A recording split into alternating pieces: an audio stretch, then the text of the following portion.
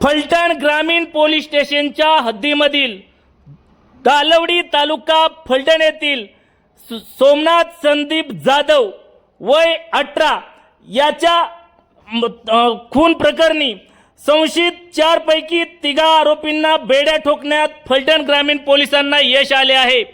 फलटण ग्रामीण पोलीस स्टेशनच्या डीबी पथकाने या खून प्रकरणातील 4 संशयित आरोपींपैकी आदित्य विजय शिंदे याला यापूर्वीच अटक करण्यात आली होती।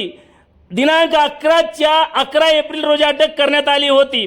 त्यानंतर पुन्हा डीबी पथकाने या प्रकरणातील तेजस उर्फ चिक्क्या शिवाजी लोखंडे वय 24 वर्ष, त्याचबरोबर पिंट्या पांडुरंग लोखंडे वय 22 या दोघांनाही डीबी पथकाने बेड्या ठोकण्यात यश मिळवले आहे।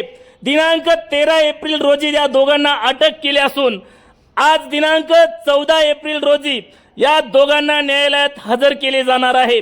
दिनांक 10 एप्रिल रोजी पहाटे 1:30 वाजण्याच्या सुमारास ढवळपाटी तालुका फलटण येथे मुलीला मोबाईलवरती चॅटिंग केल्या प्रकरणी बोलून घेऊन सोमनाथ संदीप जाधव याला ढवळपाटी या ठिकाणी मारहाण करण्यात आली होती। त्याबरोबरच रस्त्यावरती उचलून आपटण्यात आल्याची फिर्याद सोमनाथ संदीप जाधव याचे वडील संदीप जाधव यांनी फलटण ग्रामीण पोलिसात दिली होती।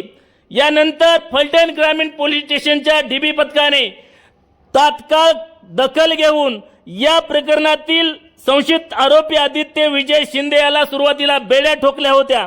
यानंतर उर्वरित 3 आरोपींना पकडण्याचे मोठे आव्हान असताना दिनांक 13 एप्रिल रोजी या प्रकरणातील उर्वरित 2 जणांना बेड्या ठोकण्यात यश आले आहे।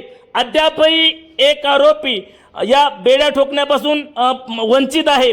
फलटण ग्रामीण पोलीस स्टेशनच्या डीबी पथकाने गेल्या 2 महिन्यात 4 गुन्ह्यांची उकल करून आरोपींना बेड्या ठोकण्यामध्ये यश मिळवले आहे।